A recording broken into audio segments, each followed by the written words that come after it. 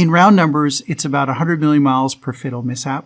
The number was 1.1 fatalities per 100 million miles, but sometimes there's 2 people involved in a crash. So we're going to round it off to 100 million miles per fatality just to keep the numbers round. Out of those, 28% involve alcohol or driving under the influence. 26% are speed-related. 9% are distracted driving. You'll hear people say distracted driving is the biggest problem. It's a 10% kind of problem, which certainly matters, but it's not the biggest, not by a lot.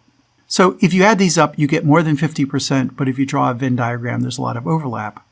Let's call it half have something that has to do with driver misbehavior, approximately.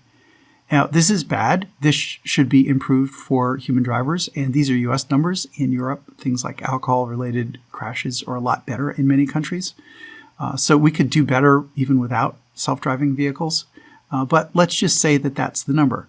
Something to keep in mind, if you've heard the 94% meme, people will say 94% of crashes are due to humans making mistakes. Well, these numbers don't support that. It's a lot less than 94%.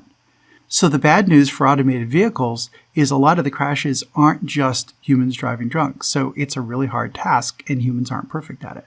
A challenge for automated vehicles is that fully functional humans are a lot better than 100 million miles. Let's call it 200 million miles per fatal mishap in really round numbers.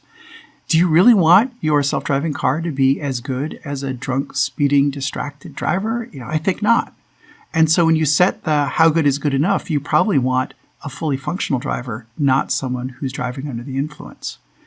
You also probably want to compare apples to apples against other cars that are similar.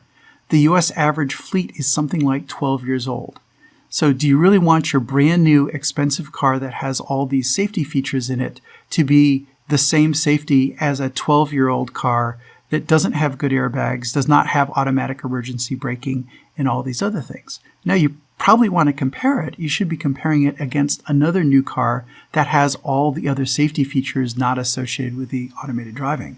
If you have anti-lock brakes and stability control and really good airbags and automatic emergency braking, you should be comparing against the car that's driven by a human that also has those same capabilities.